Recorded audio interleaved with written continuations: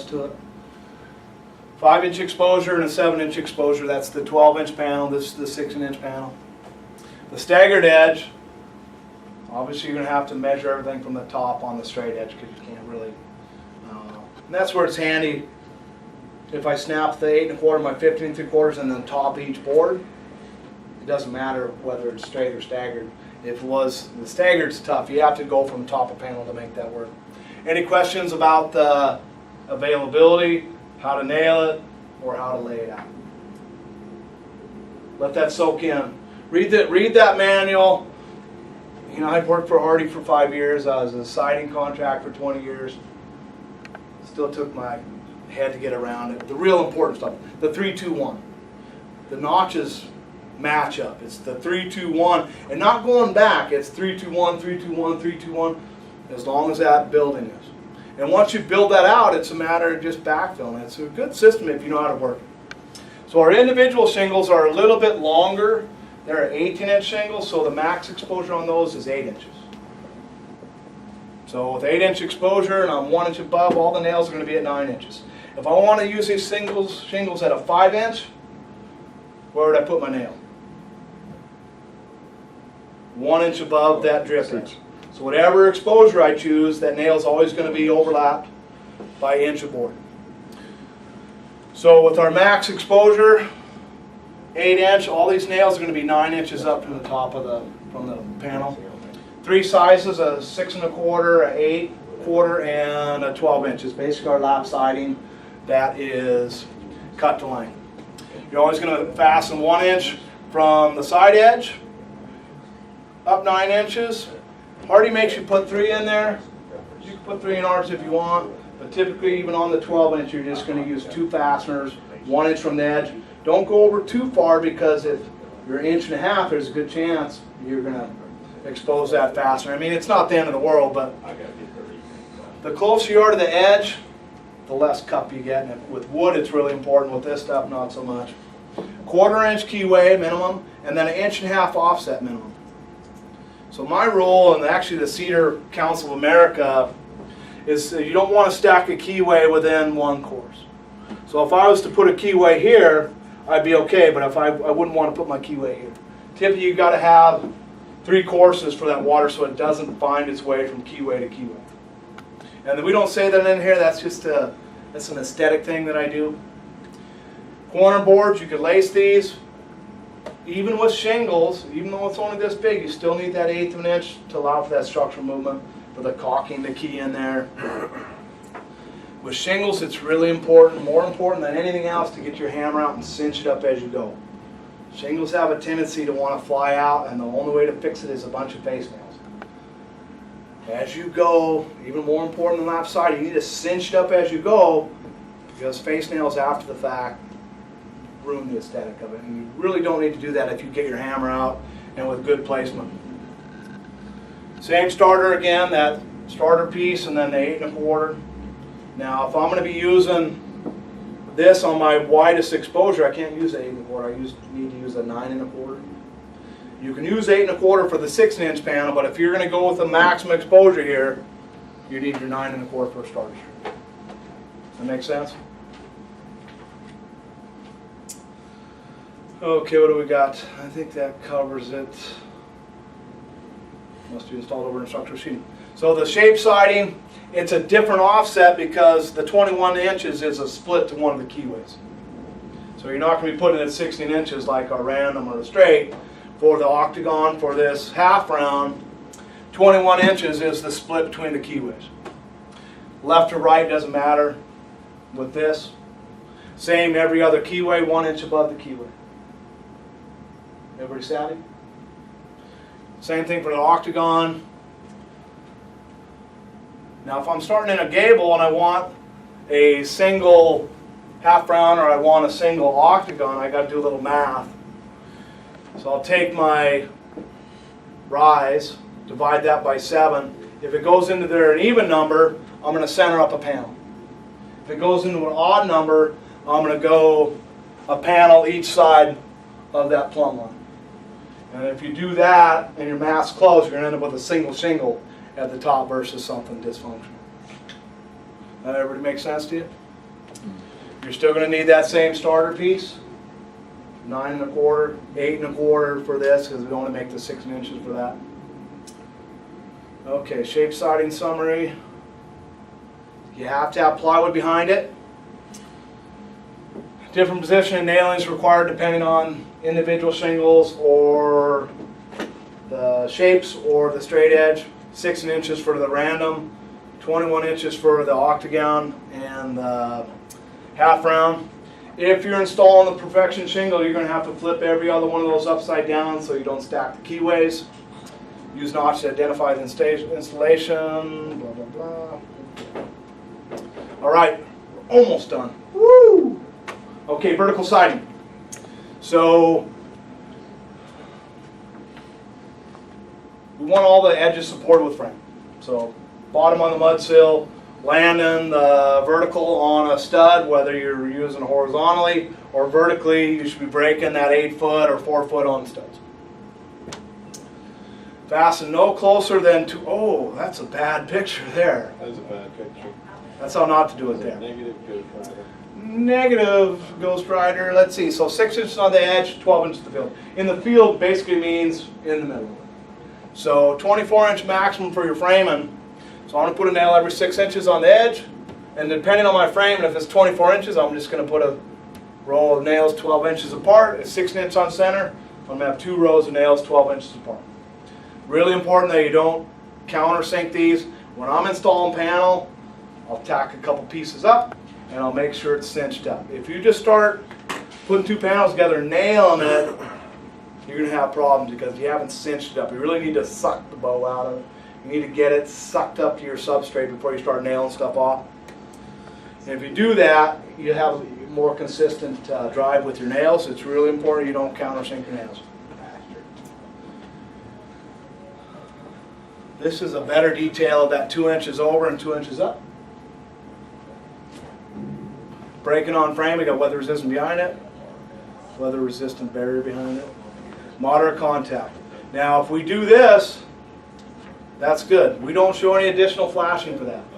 Now if code requires a piece of metal flashing there or something crazy, we're just showing if you put some weather resistant barrier on there and put those 2 panels together, we're okay with it as a manufacturer.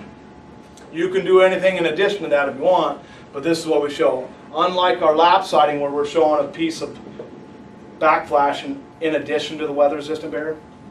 So if you're using this method, don't gap it because then you'd be exposing that weather resistant barrier. This system only works if you're moderate contact and not exposing that tar paper or weather resistant barrier to the elements. Now if you, and I get this a lot, people want to express that joint. We don't show that in our book. We haven't tested it. We see a lot of people do it. As long as it's a code approved, probably have to be metal, have to be something that's UV resistant. And then obviously you'd have to have structural sheathing because you wouldn't be landing on framing at that point.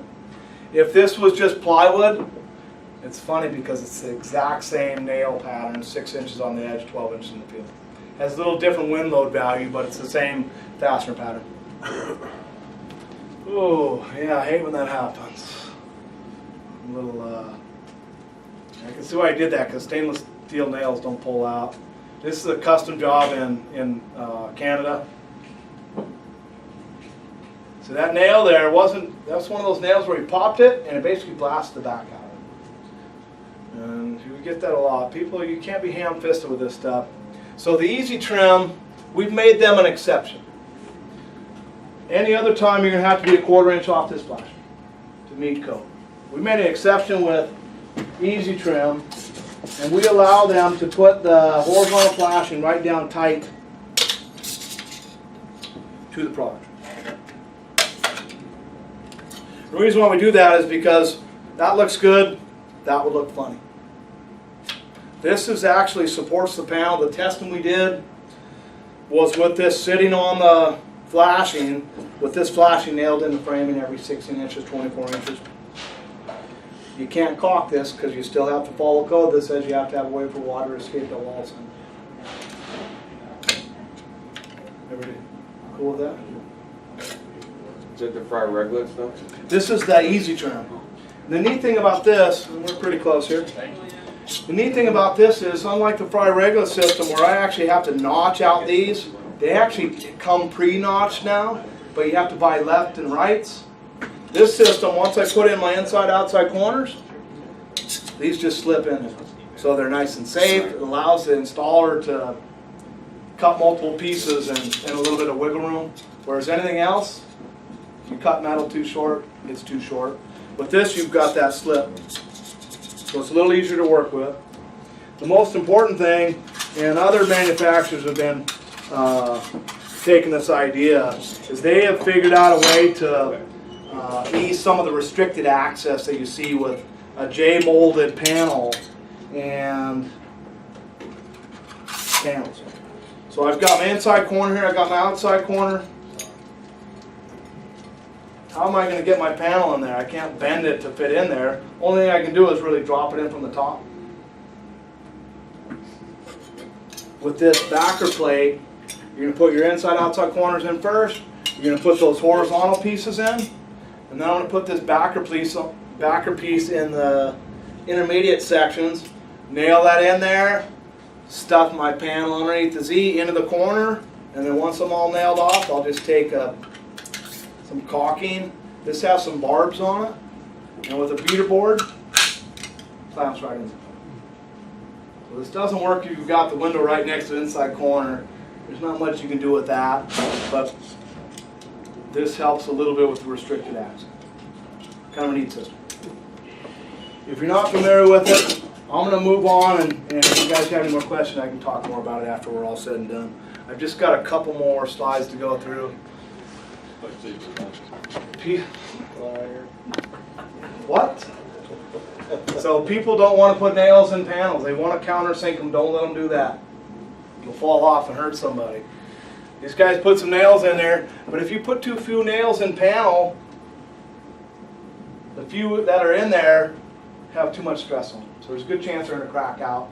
You need a quantity of fasteners that have met our wind load testing. If you just put a couple nails in there, there's a good chance that that's going to crack.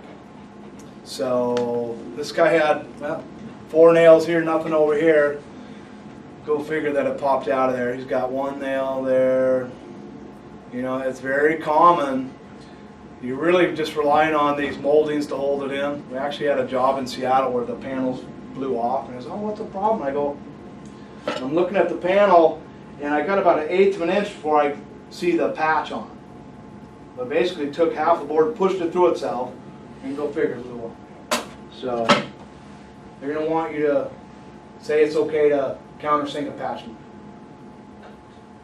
It's only 5/16. If you want to do that, have them buy a thicker panel, have them do something else, but we can't risk hurting somebody.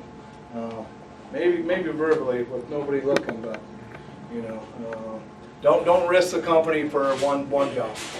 H-joint is the only other vertical joint treatment. You typically would see that with a panel system. You'll sometimes see with hardboard. This is how you would, I need to change the detail. I just want to put 2 panels together showing the 5/16 Z. This is a nice way to do it, to put a freeze. Got plenty of slope on there, don't caulk. All the other panel requirements. Can't glue it on. You can use any material you want for battens, ply-sim trim. Keeps everything on the same paint cycle, so that's what we highly recommend. Stacking, you're going to need a piece of Z metal in between those 2 horizontal pieces. Our soffit, 6.9 lineal feet per lineal foot. There's a little less nailing, so up to 24 inches with the 2x ledger, and I'll show you that here, you can get away with the nail every 12 inches. So unlike our porch soffit panel that needs a ton of nails, can't be any wider than 24 inches. We make a 24 inch, a 16 inch, and a 12 inch piece.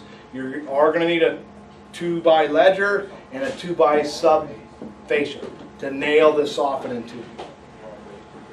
3/4 from the side edges, and that's why we have that 2x, so you've got that 3/4 inch splitting it, 3/8 from your butt ends, and then 2 inches from the corners. It's that same don't nail it in the corner requirement that all manufacturers have.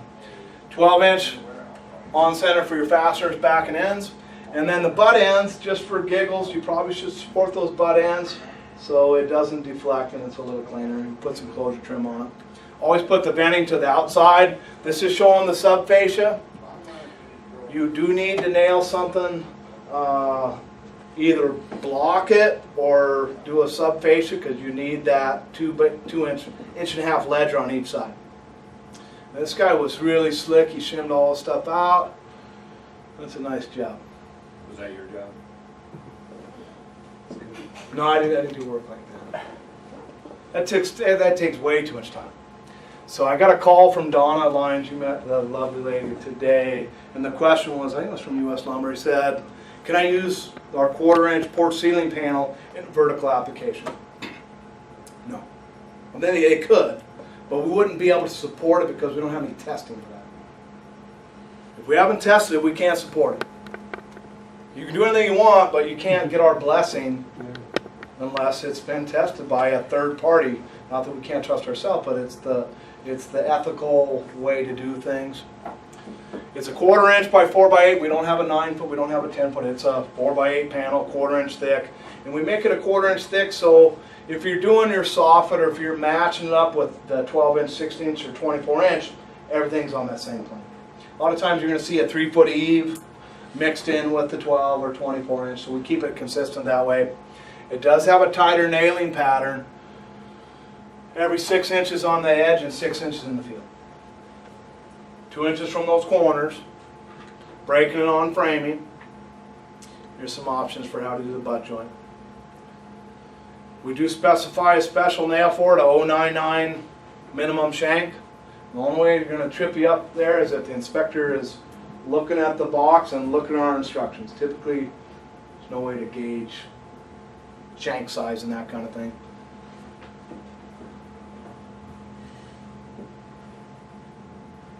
You can use 5/16 panel horizontally. You can't use this porch ceiling vertical.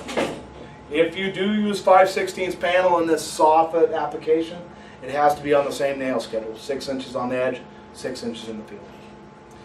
So you can use 5/16 panel as soffit, but you can't use the 1/4 inch soffit panel as side.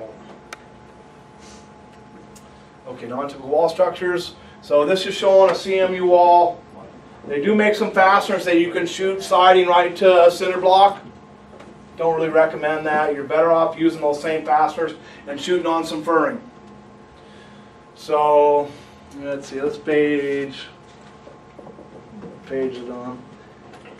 Alternate wall assemblies. We'll actually give you a nail schedule.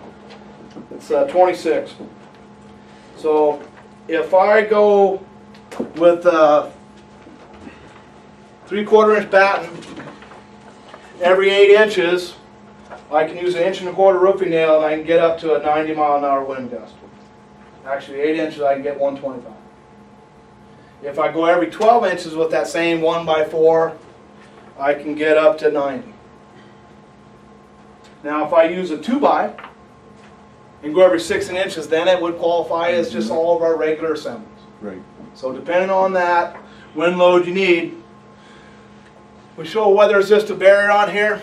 We show it in the book. They probably should use it. Code doesn't require weather resistant barrier for masonry. If it does, then you need it. But typically, it's its own weather resistant barrier. Any questions about the? Well, I guess I'd go the ICF here first. So insulated concrete forms. So basically it's a styrofoam deal, you fill wall concrete, that's your wall. They typically have lead-in plastic ribbing every 8 inches. We don't have any testing for that. So we're going to say go see the ICF manufacturer recommendations for that. We don't have any wind load testing for their products. We would recommend they use a rib bugle head screw. Somebody was telling me with the plastic ribbing you can use ring shank nails. You have to rely on that ICF manufacturer for that data because we don't have any testing for it. SIPS walls, and this gets to the next one. So SIPS is a structurally insulated panel system. That's just foam and plywood. If you're using an 8.25 inch side and you want to blind nail with a roofing nail, you need a nail every 8 inches. If you're going to face nail it every 12 inches, then these are the wind categories. So 125 if you're every 8 inches. 105 for every 12 inches. Now this is interesting. So in the framing, it's 6 inches on the edge and 12 inches in the field. In the plywood, same deal. So I'll actually use that to my advantage if I'm doing a pop out or something where I want my battens to be symmetrical. I'm not going to just put all my vertical joints on the framing because that would screw up the looks of it. So making sure I'm not hitting plumbing and wiring, I'm going to lay out my seams and use that same fastener pattern into the OSB to achieve that wind load rating.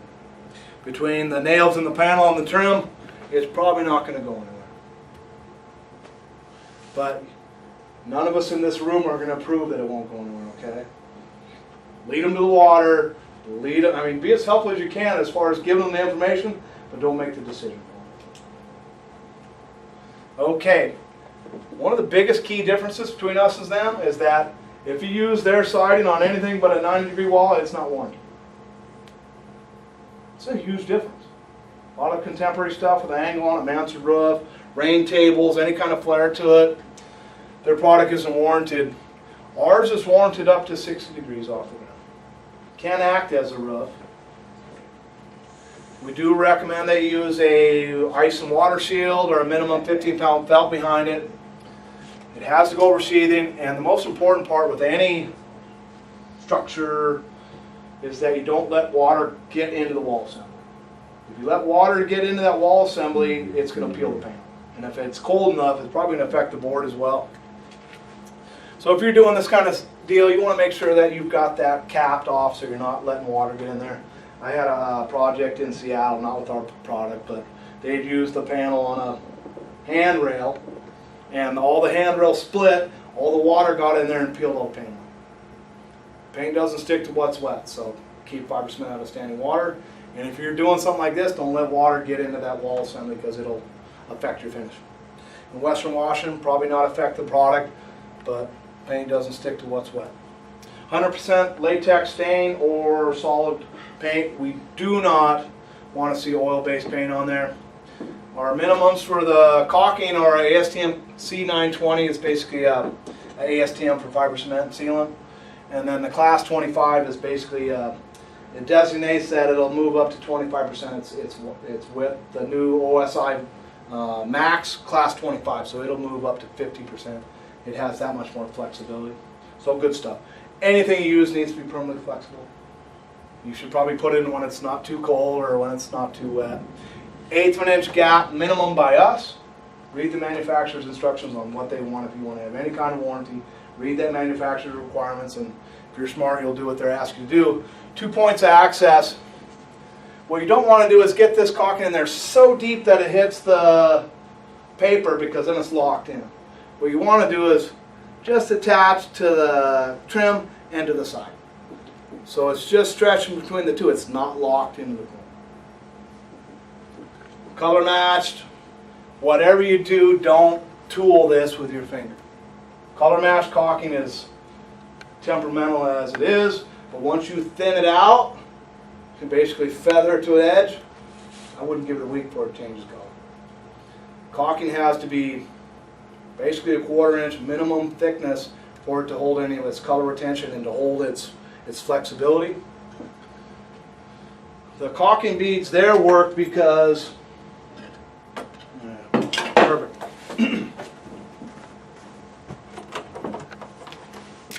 So the reason why they don't want you to caulk siding is because typically caulking's got to be no thinner than a 1/4 inch, and it should be 2 to 1.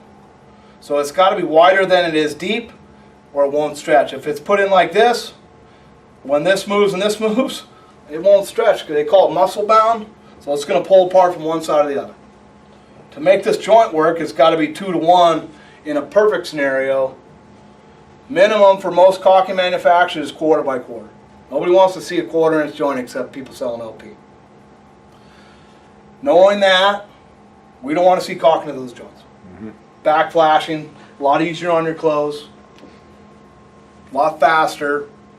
The difference between, let's see, we'll do our corner board trim here. No mitering. Typically you're going to put that seam on the side, so you're not looking at that seam from the front or back. You've got your 1/8 of an inch clearance here. And when you go to caulk this, if you don't tool it,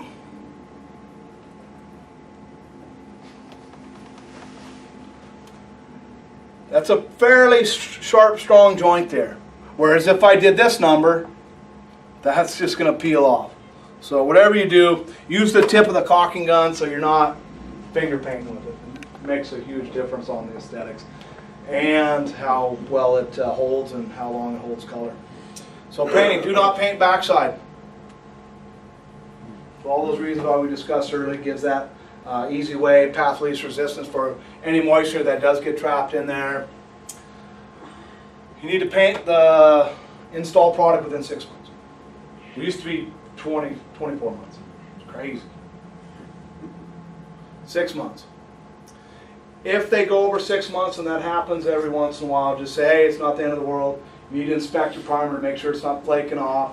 We'd recommend you clean it up and reprime it and paint. You don't have to tear everything off, but at 6 months, you probably want to make sure it didn't degrade. Okay, latex paint only. Never use oil-based paint or stains. Oils aren't made for fiber cement, they're made for wood, something that'll soak it in. Care and maintenance. Clean your shrubs. Don't irrigate your siding. Not good for it, can cause efflorescence all on its own. Care and maintenance. Don't use frozen touch-up. Mix it up. This is what the touch-up kits look like. Gives you a quart of paint, a funnel to fill the edge coater, and the pen. They give you a couple extra felt pads on there. If you show people how to use these, if they do it like that, they'll wear these off pretty good. It's like a bingo dauber. Basically got to depress it, so I'll just, like a real cut edge, I'll get it laid down and I'll just strike it once. And if it's Color Max, I want to make sure that I'm not rolling it over, because it will leave a run, drip, or what's that old Bob Uecker commercial? No runs, no drips, no errors. Throw these away before misusing them. The touch-up pen, gotta have it out. It looks just like that. I would, personally, I think that's too big. I just use a little Q-tip, just the nick or scratch. If you just do the nick or scratch, you won't see it.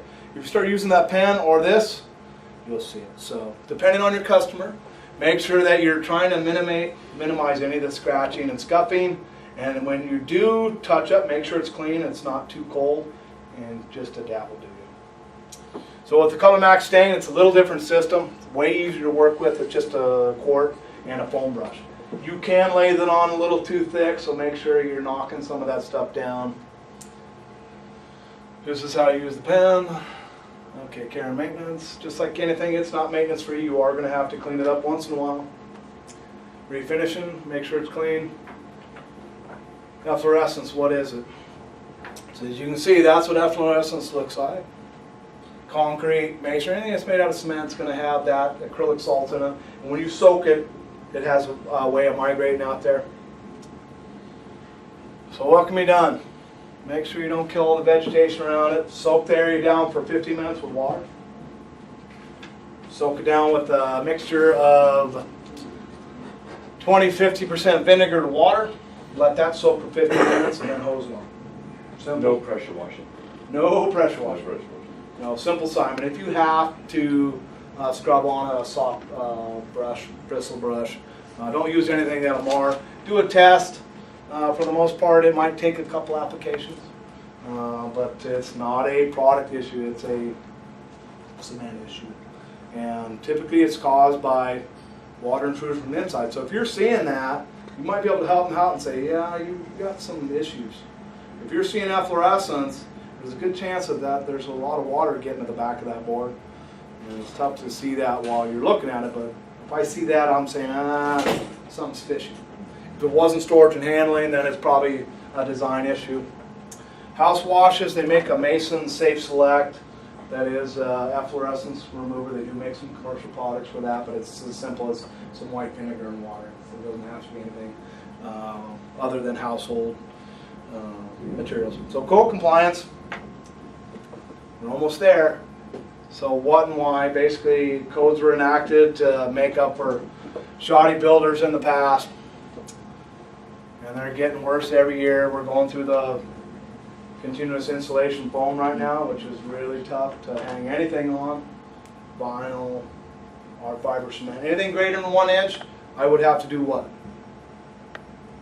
So non-structural can only be 1 inch. If it's greater than 1 inch, what do I have to do? Don't answer all at once. No, that's a trick question. You have to reestablish the wall. So either with furring strips, or a lot of people just run a sheet of plywood on. With the Easy Trim and some of the structural stuff, it's easier just to resheet it with a piece of OSB. Because the problem with running battens and rain screen and all that is you've got to put a ton of it in there. And if you've got our alternative fastener pattern where the fasteners are not on 6-inch on centers, it makes it even tougher. And I was a little remiss that I didn't bring that part with me. You guys are going to be out at the hotel tonight, right? There'll be a little homework tonight. I'm kidding. It's basically, so the vertical panel, we're saying that you need a nail every 6 inches on the edge and 12 inches in the field. With using the screw and the testing we've done, we have 3 patterns that you can choose from using an SFS screw. And the reason why we can go with less screws is because the screws are hard to countersink and lose that holding power. And the way the screws go through it, it just makes it easier on the board. Basically, you end up with a couple panels with the fasteners 8 inches off the edge, so when you put it together, all the fasteners are 6 inches apart. Or one with 6 inches off the edge. When you put the 2 panels together, all the fasteners are 12 inches on center. We make another one, but we don't even have that in the ESR report because it didn't pass the code. So any product that you buy has got to pass muster with ICC. They have code compliance companies that do testing to meet their regulations. The reason why that 3rd pattern didn't work is because it didn't meet ICC's holding power. Now, that's a verbal thing. Never put that in writing. But there are limits on what code will accept as far as fastening. So we don't determine that. We're going to let the local guys determine that, the IRC. State code's jurisdictional, so it basically starts at a national level once it's adopted. Doesn't mean because it's a national code that it's required in your area or your area. It's got to be adopted locally. Typically it takes 3 or 4 years to get up to that point. Enforcement is done by your labor and industries, your local code compliance places. Thank God there's no inspections for siding. They're based off weather resistant, wind resistant, and fire resistance. Product standards. If you have a project that needs some help, go to your local code guys. Maybe you can win some points with your installer by saying, hey, I don't know what the codes are, but I'm willing to do that. If you're looking at using our product, you just be the fact finder, the goodwill deliverer. At no point do we approve design, but we can certainly say this is what your local